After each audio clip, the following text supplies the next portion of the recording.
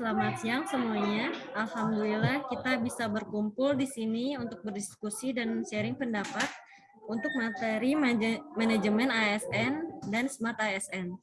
Kita dari angkatan 14, kelompok 1, kelompok A ada Mas Ibai, Mbak Afni, Mbak Indah, dan Mbak Fitri. Dan saya Angela selaku moderator yang akan membahas topik tugas hari ini, yaitu best dan best practice manajemen ASN dan Smart ASN. Mungkin sebelum masuk diskusi, lebih baik kita saksikan dahulu video contoh best practice manajemen dan Smart ASN.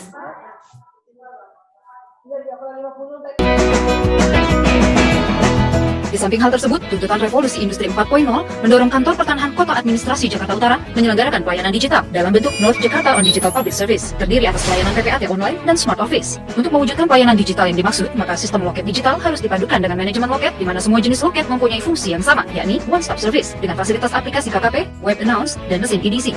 Di samping itu, loket dilengkapi dengan ruang konsultasi, ruang tamu, ruang tunggu layanan, ruang laktasi, dan ruang ramah anak. Kesemuanya dikendalikan oleh seorang manajer loket. Manajer loket selain memanage juga melakukan pengesahan dan penyelesaian layanan one day service tanpa harus ke back office.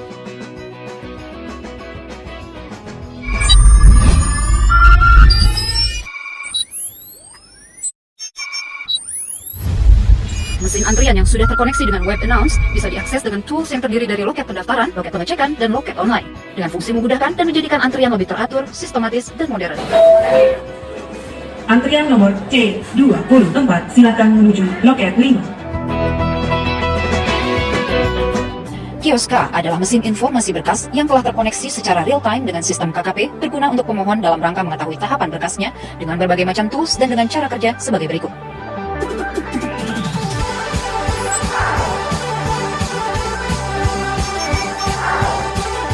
Satu, memuat syarat dan ketentuan, biaya dan waktu penyelesaian di setiap jenis pelayanan.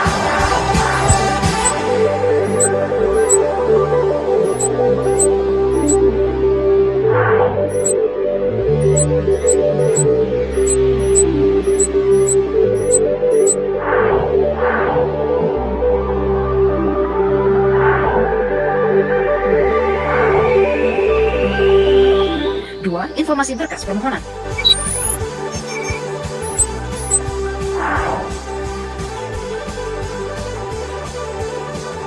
Tampilan informasi ini juga telah terkoneksi dengan KKP secara real-time, sehingga pengguna layanan dapat melihat secara langsung posisi berkasnya saat ini. Baik, itu tadi contoh video dari best practice Smart ASN. Untuk Mbak dan Masnya, apakah ada yang mau sharing pendapat duluan?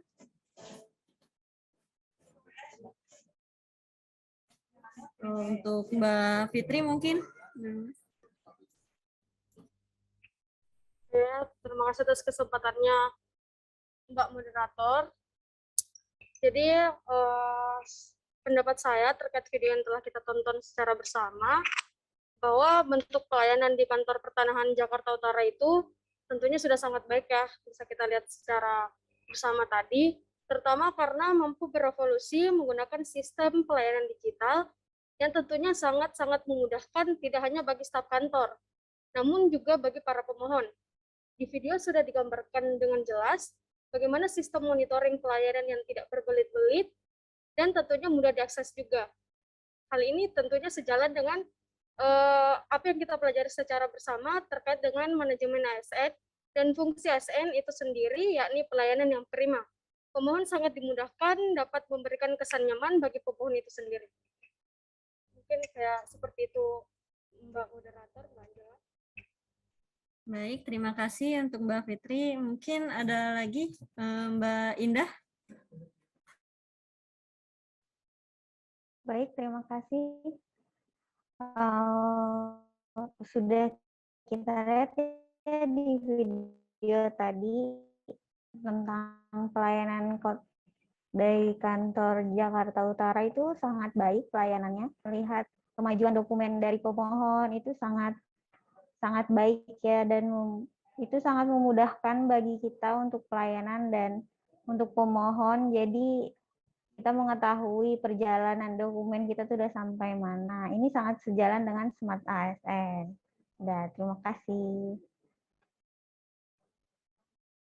Ya, ada lagi mungkin dari Mas Bayi Haki bisa menambahkan. Ya, baik. Kak Angela, terima kasih.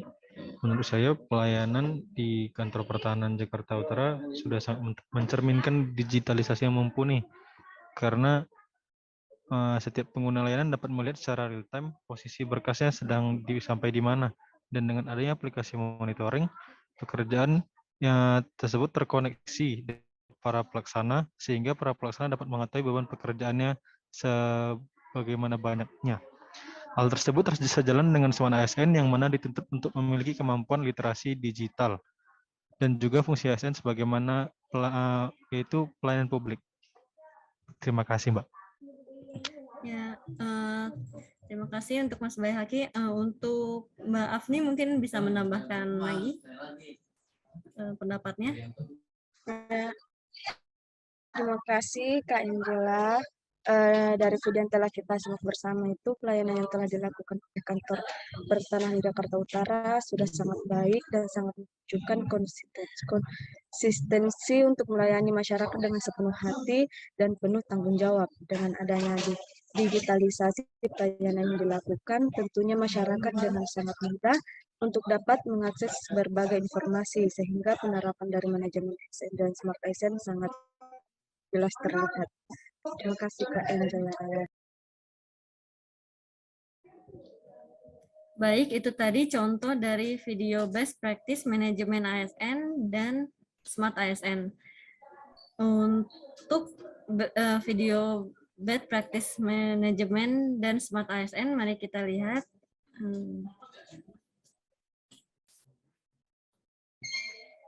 Oknum aparatur sipil negara di salah satu instansi pemerintah Kota Banjarbaru, Kalimantan Selatan ditetapkan sebagai tersangka kasus hoax. Oknum ASN berinisial FM ini ditangkap setelah menuliskan kalimat di status WhatsApp yang dianggap memprovokasi pengunjuk rasa. Ini isi status FM dinilai dapat menimbulkan keonaran. Hingga kini polisi masih memeriksa FM di Polres Banjarbaru dan sejumlah saksi. Untuk saat ini pada tersangka sudah kita lakukan pemeriksaan baik terhadap tersangka itu sendiri maupun terhadap para saksi-saksi, dan yang bersangkutan sudah ditetapkan sebagai tersangka oleh Polres Banjarbaru sesuai dengan perkara yaitu terhadap saudara Pauji Mutakin SH MM atau alias Uji dan bin Haji Muhyiddin sebagai tersangka dalam perkara dugaan tindak pidana penyebaran berita hoax atau berita bohong sebagaimana yang dimaksud dalam pasal 14 ayat 2 dan atau pasal 15 Undang-Undang Republik Indonesia nomor 1 tahun 1946 tentang peraturan hukum pidana. Lebih lengkap sudah ada jurnalis Kompas TV Livira Putri di Banjarmasin, Kalimantan Selatan. Livira, sejauh ini apa hasil pemeriksaan polisi terhadap ASN Banjarbaru yang jadi tersangka hoaks? Baik Riko, terkait dengan demo susulan menolak Undang-Undang Omnibus Law Cipta Kerja hari kemarin di Banjarmasin, seorang oknum ASN di salah satu instansi pemerintah Kota Banjarbaru, Kalimantan Selatan telah ditetapkan sebagai tersangka kasus hoaks. Penyelidikan terkait kasus ini dilakukan oleh tim Resmob Polres Banjarbaru Kamis kemarin sekitar pukul 11 waktu Indonesia bagian tengah. Tim juga berhasil mendapati oknum ASN di tempat kerjanya di salah satu instansi pemerintah Kota Banjarbaru. Dan pada Jumat pagi tadi pemeriksaan tertutup dilakukan oleh Polres Banjarbaru terhadap oknum ASN yang berinisial FM. Oknum ASN ini menulis di status WhatsApp-nya tentang pernyataan yang diduga bisa membuat atau menciptakan keonaran. Nah, berikut unggahan status WhatsApp dari oknum ASN yang akan dituturkan oleh Kasubag Polres Banjarbaru, Ibtu Tajudino. Hoax itu kan karena dia menyebarkan berita bohong yang mengatakan polisi adalah sebagai provokator. Nah, itu kan bahwa apabila ada polisi yang mengamankan, polisi akan menjadi remote Nah, kayak itu kan. Padahal polisi tugasnya kan mengamankan, bukan polisi sebagai provokator, polisi mungkin ribut gitu. Nah, itu banyak berita-berita bohong yang dibuatnya melalui mesin es dan disebarkannya pada Pihak kepolisian bergerak dengan cepat terkait kasus ini karena kasus ini dinilai dapat membuat kegaduhan. Baik, itu tadi contoh video dari bad practice Smart ASN. Untuk tanggapannya mungkin bisa dimulai dari Mbak Afni.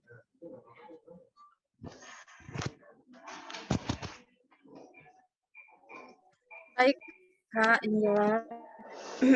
Dengan beredarnya kabar hoax yang dilakukan oleh OSN tersebut, tentunya dapat mencederai instansi kita. Dalam hal ini, sebagai seorang ASN, tentunya harus pandai dalam memilah informasi yang ingin disebar, sehingga nantinya tidak menyebabkan kekacauan di masyarakat. Sekian. Baik, terima kasih Mbak Afni. Untuk selanjutnya mungkin Mas Bayi Haki bisa berkomentar. Ya, terima kasih Mbak Angela. Ya, seperti yang sudah kita ketahui, banyak beredar kabar hoax di masyarakat. Tidak juga yang dari berita yang barusan kita tonton. Terkadang ada juga hoax itu yang tidak disengaja, ada juga yang disengaja untuk menimbulkan kerusuhan. Dari yang video kita lihat tadi, dapat kita ambil pelajaran bahwasannya kita harus melek akan digitalisasi. Yang paling penting itu ya tentang aturan dan etika dalam bermedia sosial. Jadi kita harus lebih paham tentang digital ethics seperti yang sudah kita pelajari. ASN pada video ini jelas gagal untuk menerapkan Smart ASN. Terima kasih. Terima kasih juga Mas Bayi Haki. Untuk selanjutnya boleh dipaparkan komentar dari Mbak Fitri. Terima kasih atas Mbak Angela. Menurut saya pribadi dan yang kita tonton, kita tahu bersama bahwa hoax merupakan bentuk ancaman dalam tatanan kehidupan ya.